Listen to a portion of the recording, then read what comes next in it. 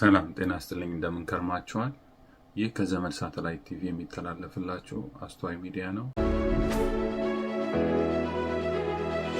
እኔ አዘጋጅ ያሬድ ኃይለ ገብርኤል ነኝ።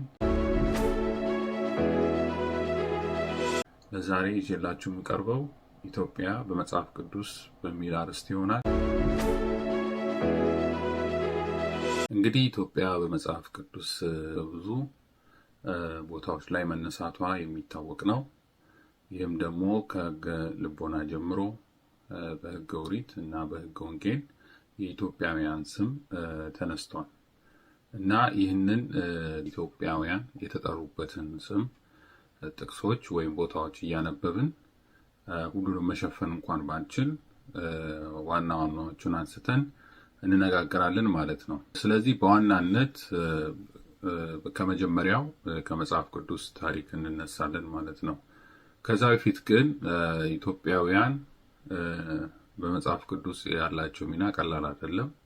እሱም ብቻ ሳይሆን መጽሐፍ ቅዱስንም በማቆየት ወይም ጥንታዊ የሆነው መጽሐፍ ቅዱስ በኢትዮጵያ ውስጥ ነው እንግዲህ የሚገኘው። ስለዚህ ኢትዮጵያውያን መጽሐፍ ቅዱስ ብቻ በመናገር ብቻ ሳይሆን ኢትዮጵያውያን መጽሐፍ ቅዱስን ጠብቆ በማቆየት የሚታወቅ ታሪክ ያለንን ማለት ነው። ስለዚህ በመጀመሪያ እንግዲህ የምናየው በኦሪት ዘፍጥረት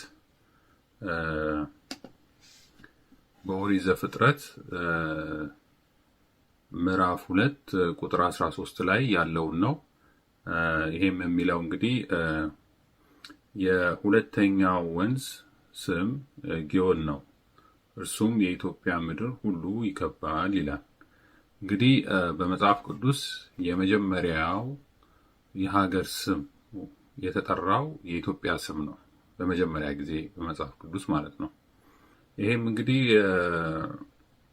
የጊዮን ወንዝ ተብሎ የሚጠራው በኋላ እንግዲህ አባይ የተባለው ወንዝ ነው።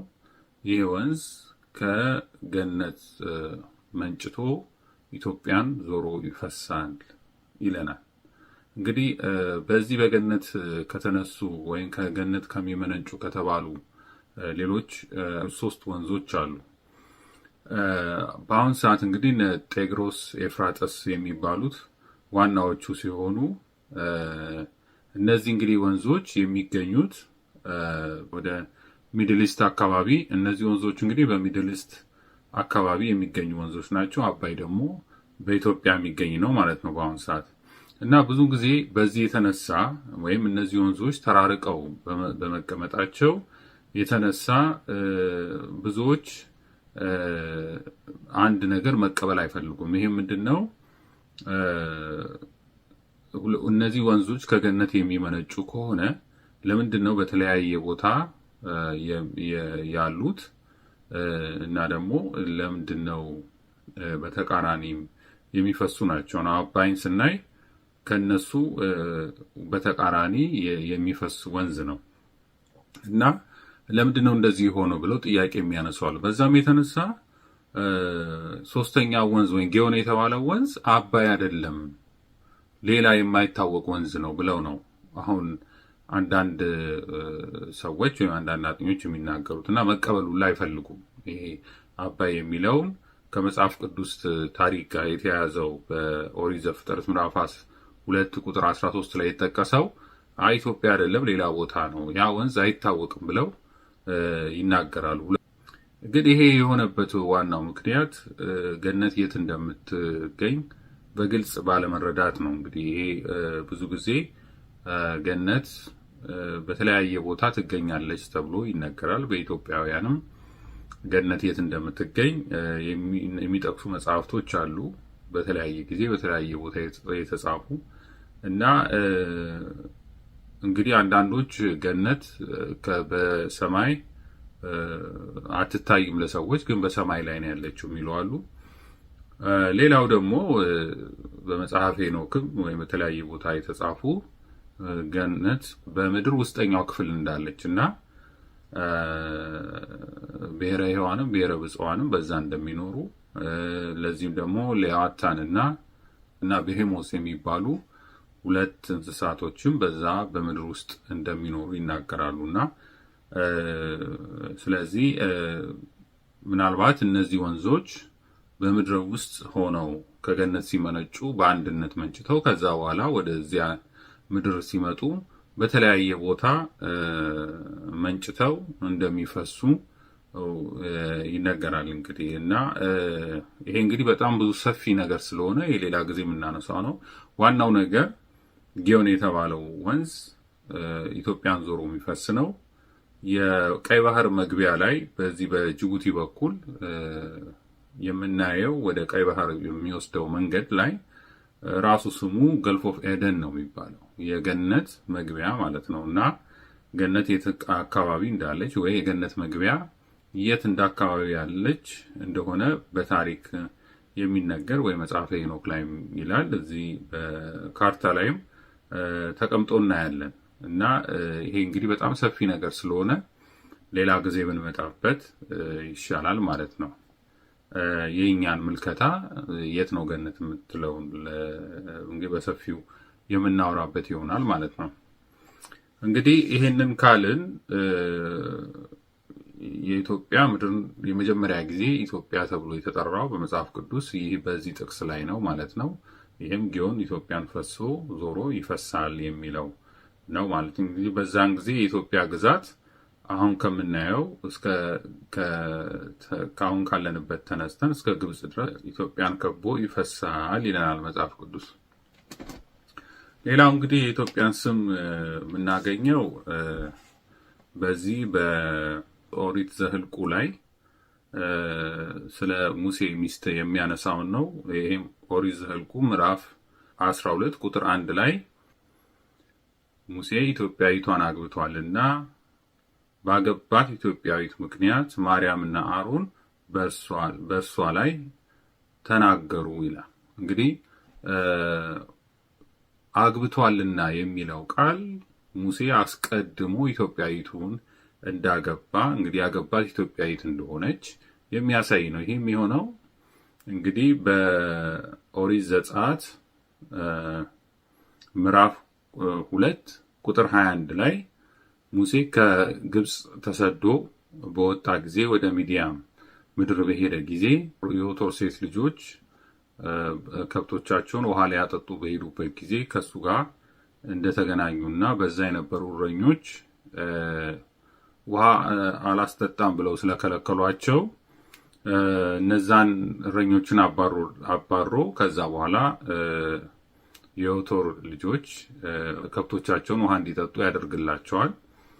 በዛ የተነሳ ሄደው ለአባታቸው ይህንን ታሪክ ይነግሩታል፣ ለዮቶር የተፈጠረውን ነገር። ታዲያ ለምን ጥላችሁት እዛው ሄዳችሁ ጥሩትና ወደ ቤት ይግባ ብሎ ሙሴን እንደጋበዘው እና ወደ ቤት እንደገባ ከዛ በኋላ ቆይቶ የሱን ልጁን እንደዳረለት ይነግረናል። ይህም ኦሪት ዘፍጥረት ምዕራፍ 2 ቁጥር 21 ላይ ሙሴም ከዚያ ሰው ጋር ሊቀመጥ ወደደ ይላል። ይህም እንግዲህ ዮቶር ከጋበዘው በኋላ የሚነገረውን ታሪክ ነው የሚነግረን።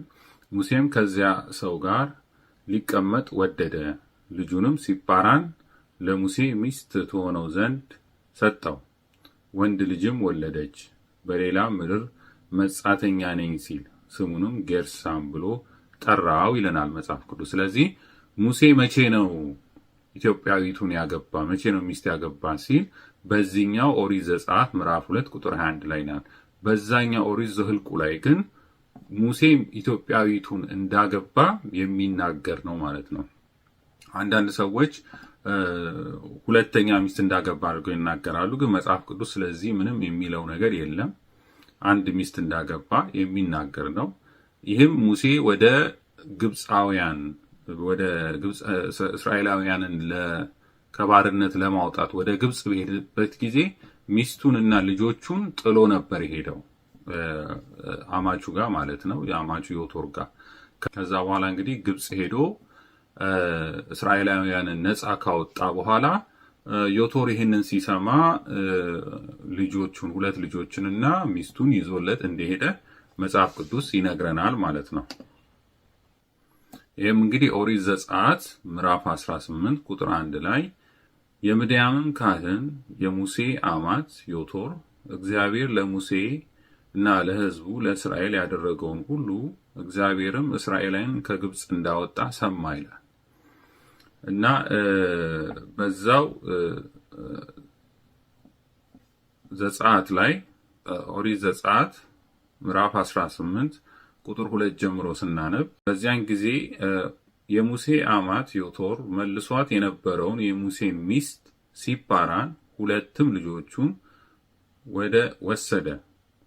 ከእነርሱም የአንደኛውን ስም ጌርሳም ነበረ፣ አባቱ በሌላ አገር ስደተኛ ነበርኩ ብሏልና።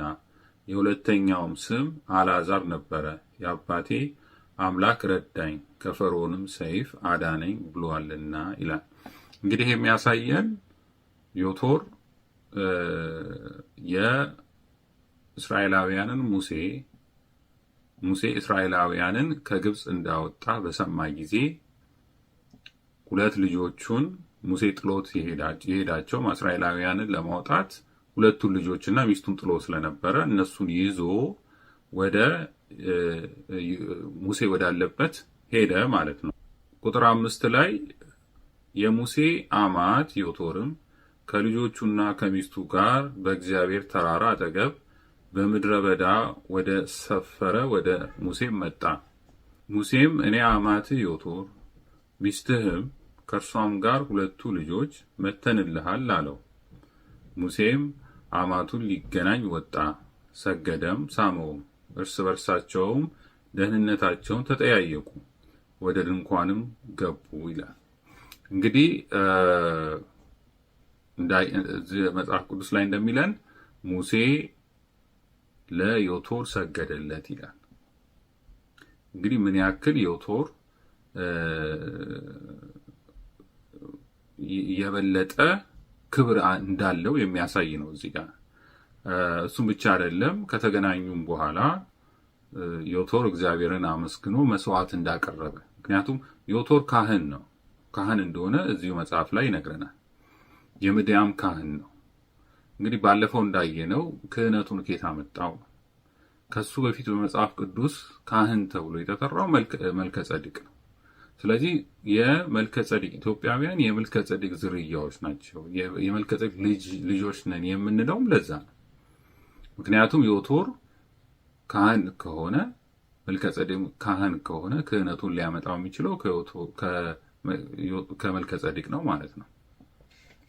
ስለዚህ በዚህ ስናይ ሙሴ ምን ያክል ሙሴ የተቀመጠው 40 ዓመት ነው ዮቶር ጋር የተቀመጠው እና በዛ በተቀመጠበት ጊዜ ብዙ ነገሮችን ተምሯል። ምክንያቱም ከዛ በፊት ሙሴ የሚያውቀው እስራኤላዊ መሆኑን ያውቃል እንጂ በግብፅ ምድርም ነበረ የሚኖረው።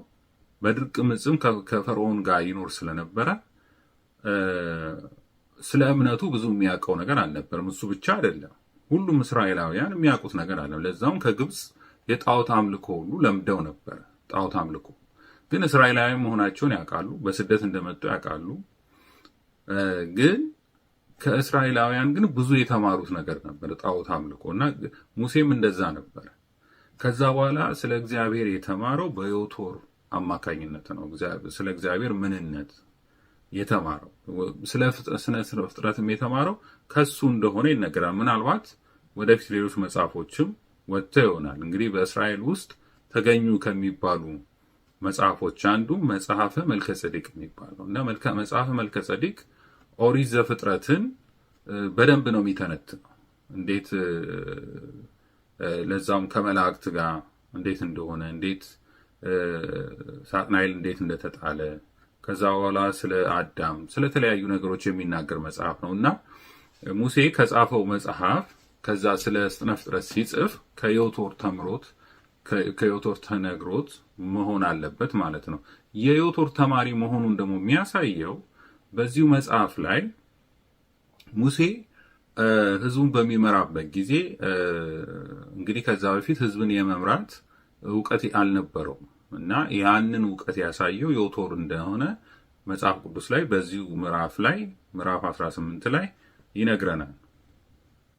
ምዕራፍ 18 ከቁጥር 17 ጀምሮ ሙሴ ህዝቡን ለመዳኘት ቀኑ ሙሉ እንደፈጀበትና በዛ ምክንያት ዮቶር ይሄንን ተመልክቶ ሙሴን እንዳስተማረው እንደነገረው እንዴት ህዝብ መምራት እንዳለበት አስተምሮታል ማለት ነው። ይሄ የሚያሳየው እንግዲህ በሁለቱ መካከል የተማሪና የአስተማሪ አይነት ግንኙነት እንደነበረ የሚያሳይ ነው ማለት ነው። እሱ ብቻ አይደለም፣ ዮቶር መስዋዕት ማቅረቡ ሙሴ እያለ እሱ መስዋዕት ማቅረቡ ክህነቱን ያሳያል። በመንፈሳዊ ያለው ሙቀትን ከፍተኛ እንደሆነ ያሳያል እና መጽሐፍ ቅዱስ ላይ እሱ ብቻ አይደለም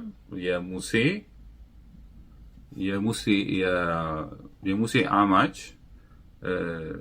ልጅ የሆነው ማለት አባብ የሚባል ልጅ እንዳለው ይሄም በዛው ኦሪት ዘኍልቍ 10:29 ላይ ይነግረናል። ስለዚህ ይህንን ስናይ ወደ ኋላ ተመልሰን የሙሴ እህትና ወንድም ከዛ በፊት ሙሴ በምን አይነት ሁኔታ ውስጥ ይኖር እንደነበረ የሚያውቁት ነገር የለም። ወይም ስለ ኢትዮጵያውያን ስለ ዮቶር ከነሱ ጋር 40 ዓመት ስላሳለፈው ነገር የነሱን የመንፈሳዊ ጥንካሬና ሃይማኖት አልተረዳም ነበር፣ አላወቁም ነበር። በዛ የተነሳ በዘረኝነት ተሰማቸው። ማለት እሱ ማነውና ሌላ ዜጋ አግብቶ የለ እንደ የሚል ሐሜት ሙሴን አሙት። ባሙበት ምክንያት በዛ ምክንያት ነው ኢትዮጵያ የሚለው ስም የተነሳው ማለት ነው። ኢትዮጵያዊቱን በማግባቱ ነው። ኢትዮጵያዊቱን አግብቷልና አሙት። በዚህ ምክንያት እግዚአብሔር ዝም አላለም፣ ሁለቱንም ቀሰፋቸው።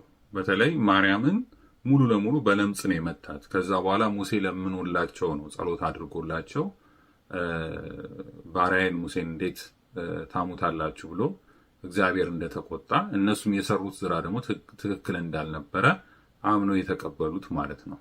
ስለዚህ ይሄ የሚያሳየው እንግዲህ የኢትዮጵያውያንን ቅድስና በወቅቱ ኢትዮጵያውያን በሕገ ልቦና የሚኖሩ ከሙሴ በፊት በሕገ ልቦና ይኖሩ እንደነበረ የሚያሳይ ነው። አንዳንድ ሰዎች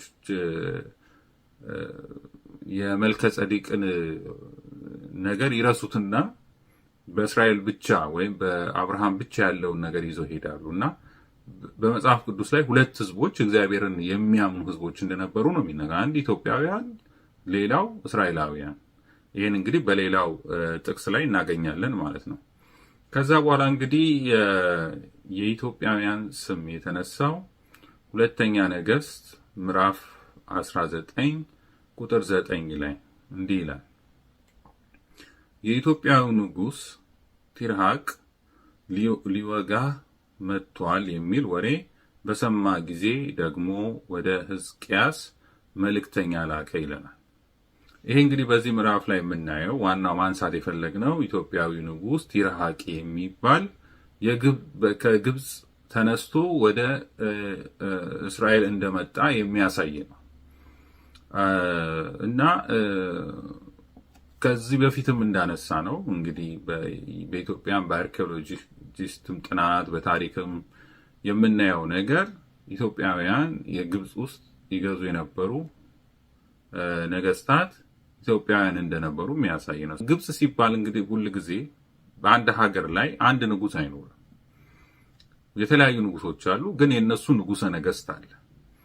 በአብዛኛው ታችኛው ግብፅ የሚባለው እና ላይኛው ግብፅ ነው የሚታወቀው። ታችኛው ግብፅ ማለት የአባይ ተፋሰስ መጨረሻ ላይ ወደ ውቅያኖስ የሚገባበት ታችኛው ግብፅ የሚባለው እሱ ነው። አሌክሳንደሪያ ተብሎ የሚጠራው ቦታ ታችኛው ግብፅ ማለት ነው። ላይኛው ግብፅ የሚባለው ደግሞ ወደዚህ ኑቢያ ያለበት ነው ላይኛው ግብፅ ተብሎ የሚጠራው። ምክንያቱም ዳገት ነው ወደ ላይ፣ ውሃው ከላይ ወደ ታች ነው የሚወርደው። ስለዚህ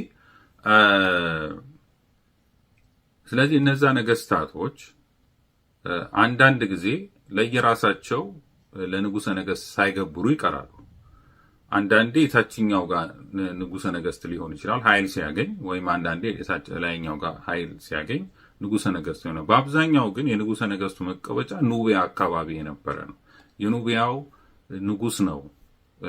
ሁለቱም የግብፅ ናቸው፣ ግን የኑቢያው ነበረ በአብዛኛው ታችኛው ያለውን የሚያስገብረው ማለት ነው በተለያየ ጊዜ። ስለዚህ ይሄ ቲርሃቅ የተባለው ንጉስ በአርኪኦሎጂ ጥናትም ተገኝቷል ማለት ነው። የሱ ማንነት አሁንም በሚታዩ ሐውልቶች ላይ ቲራቅ የሚታወቅ ንጉስ ነው። ኢትዮጵያዊ ንጉስ ነው። በሐውልትም በአርኪኦሎጂ ጥናትም ተገኝቷል ማለት ነው። ስለዚህ አንዳንዴ መጽሐፍ ቅዱስ ላይ የተጻፉ ታሪኮች እንደ ታሪክ ማስረጃ የምንቀበለው ለዛ ነው። መጽሐፍ ቅዱስ እውነት ነው፣ እውነተኛ ታሪክ ነው እየነገረን ያለ ነው እና እንደ ታሪክ ማስረጃም ተቀባይነት አለው በአሁኑ ሰዓት። ምክንያቱም እዛ ላይ ያሉ መጽሐፍ ቅዱስ ላይ የተጠቀሱ ስሞች፣ ቦታዎች ሁሉ ምድር ላይ የሚታዩ ናቸው። አርኪኦሎጂ ጥናቶችም ሲያደርጉ እነዚህ መጽሐፍ ቅዱሶችን መነሻ እያደረጉ ነው ብዙዎቹ ጥናት የሚደረጉ። ስለዚህ ቲራቅ የተባለ ስሙ ተጠቅሶ በግብፅ ውስጥ በሐውልት በተቀረጹ ሐውልቶች በጽሁፎች ላይ ይገኛል ማለት ነው። ያ እንግዲህ ኢትዮጵያዊ ንጉስ ነው።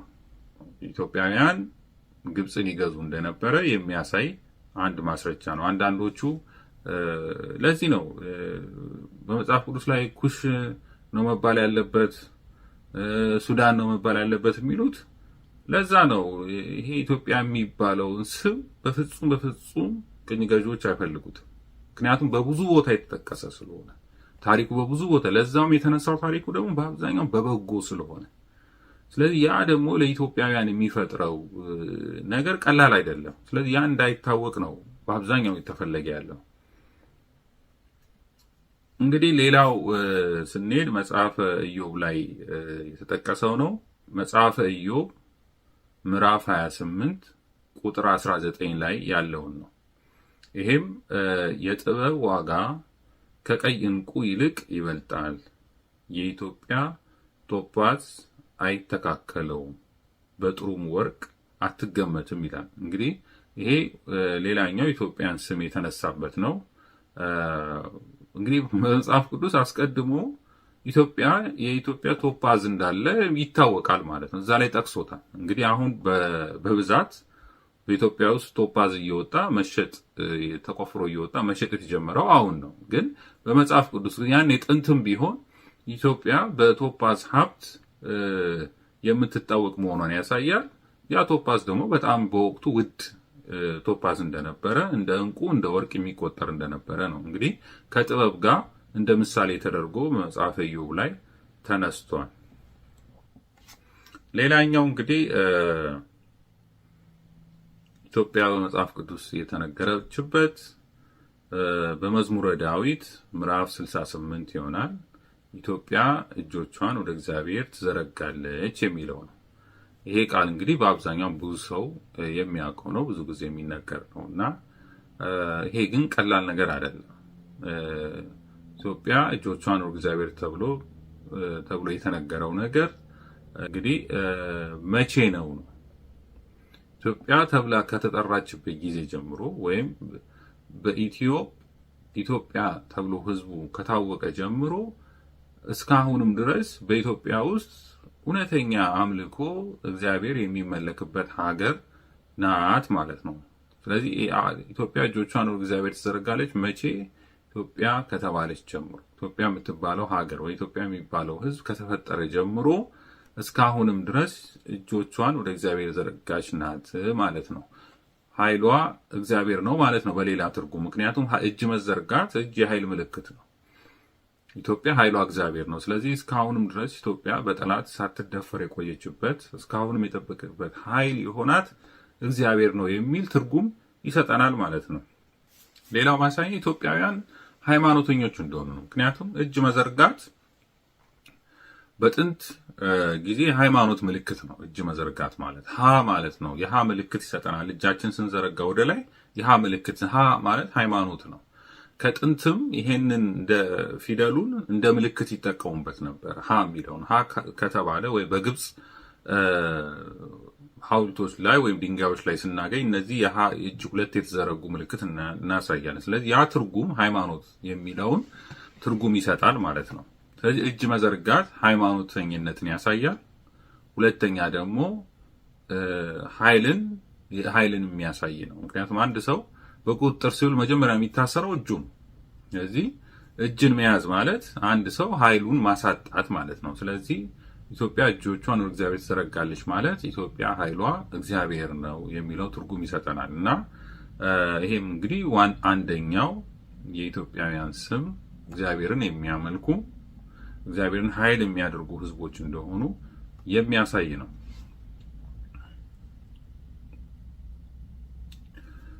ሌላው በትንቢተ ኤርምያስ የተነገረው ምዕራፍ 13 ቁጥር 23 ላይ በውኑ ኢትዮጵያዊ መልኩን ወይስ ነብር ጅንጉርጉርነቱን ይለውጥ ዘንድ ይቻላልን የሚለው ነው። እንግዲህ ይሄ በጣም በጣም ወሳኝ የሆነ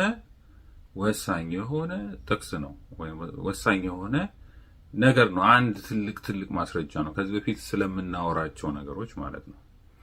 በእውኑ ኢትዮጵያዊ መልኩን ነው የሚለው።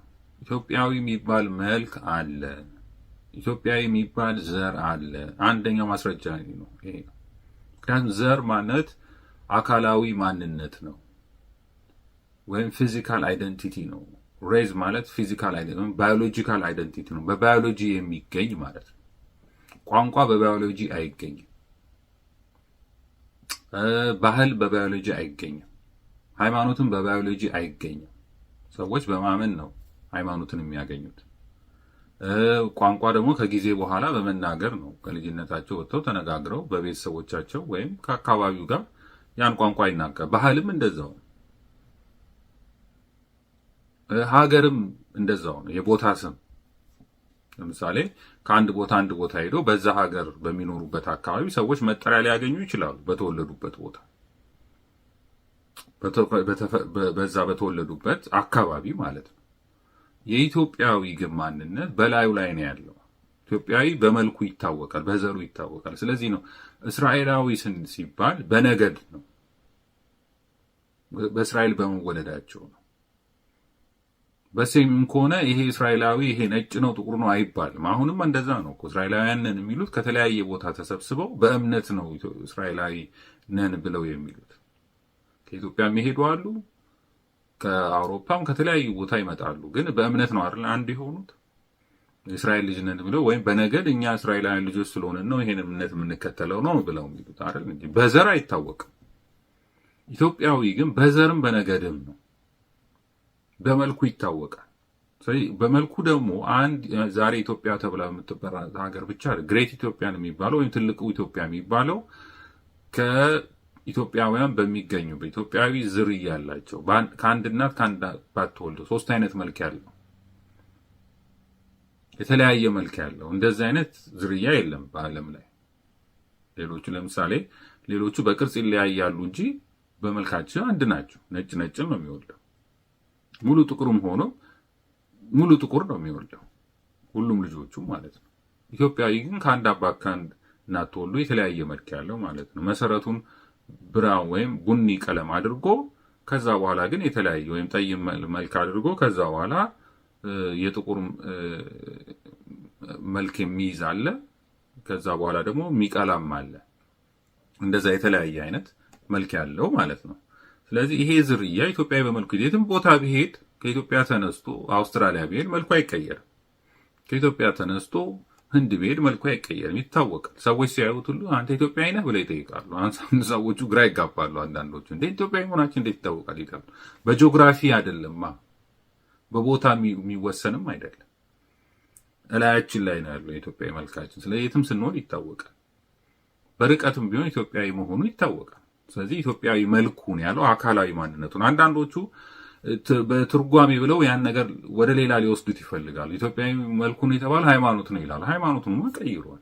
ኢትዮጵያዊ ጥንት በነበረው ሃይማኖት የማይኑ ኢትዮጵያዊ ሞልቷል። ለዛ ማጆሪቲው እንደዛ አይደለም አይደል እንዴ?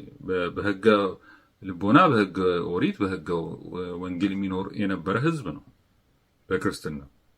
ስለዚህ ብዙ አይነት ሃይማኖት ኢትዮጵያ ውስጥ አለ አሁን ባለንበት ደረጃ ማለት ነው። በአካባቢያችን ዙሪያ ለምሳሌ ሱዳኖች ሙሉ ለሙሉ ወደ እስልምና እምነት ተቀይረዋል። ኢትዮጵያዊ መልክ ያላቸው ኑቢያኖች የሚባሉት ማለት ነው። ሶማሌዎች እንደዛ፣ ወደ ኬንያ ያሉትም እንደዛ፣ ጅቡቲያኖችም እንደዛ። ስለዚህ እነዛ ሰዎች ሁሉ በፊት ከህገ ልቦና በህገ ኦሪት እስከ ክርስትና ድረስ የተቀበሉ የነበሩ ህዝቦች ናቸው። እነዛ ሁሉ ቃስ በቃስ እምነታቸውን አጥተዋል። ስለዚህ እያወራ ያለው እዚህ ጋር ኤርሚያስ አይቀይርም ነው ያለው። አይቀይርም ያለው ግን እነዚህ ሰዎች መልካቸው አልተቀየረም። ባህላቸው ተቀይሯል። እምነት ከተቀየረ ባህል ይቀየራል። ስለዚህ ባህላቸው ተቀይረው ሊሆን ይችላል፣ ሃይማኖታቸውን ቀይረው ሊሆን ይችላል። መልካቸው ግን አልተቀየረም። ኢትዮጵያዊ መልኩን ነብር ጅንጉርጉር ከቶ ሊቀይር አይችልም ነው ያለ፣ አይቀይርም ነው ያለው እንጂ ሌላ አለ። ስለዚህ ይሄ ቀጥታ እየተናገረ ያለው ስለ ኢትዮጵያውያን ዝርያ ነው። ይሄን የማይፈልጉ ሰዎች ይሄንን ነገር አጣመው መተርጎም ይፈልጋሉ። ኢትዮጵያዊ በመልኩ ነው የሚታወቀው፣ በሄደበት ቦታ ኢትዮጵያ የሚባል ዝርያ አለ። ይሄ እንዳይታወቅ ነው ከፍተኛ ጥረት የሚደረገው። ኢትዮጵያ የሚባለው ስም ለማጥፋት፣ ኢትዮጵያ የሚባለው ነገር አጣመው በመተርጎም እና በዛ ላይ ነው ትልቅ እየተሰራ ያለው። ስለዚህ ኢትዮጵያዊ ጥንታዊ ዝርያ እንደሆነ ባለፈው ተነጋግረናል። ጥንታዊ ዝርያ ለዛውም ከኢትዮጵያውያን ሌሎቹ ዘሮች የወጡት። ምክንያቱም ለዚህ ነው የብዙዎቹ ዝርያ እኛ ጋር አለ። ምሳሌ አንድ ኢትዮጵያዊ ቻይናዊ ቢያገባ የሚወለደው ልጅ ብዙም የቻይና መልክ ያለው ነው የሚሆነው። አንዳንድ ሰዎች ግራ ይጋባሉ። አንድ ኢትዮጵያዊ ፈረንሳዊ ቢያገባ የሚወለደው ልጅ የፈረንሳዊው ከኢትዮጵያዊ ይልቅ ወደ ፈረንሳዊ ያደላል።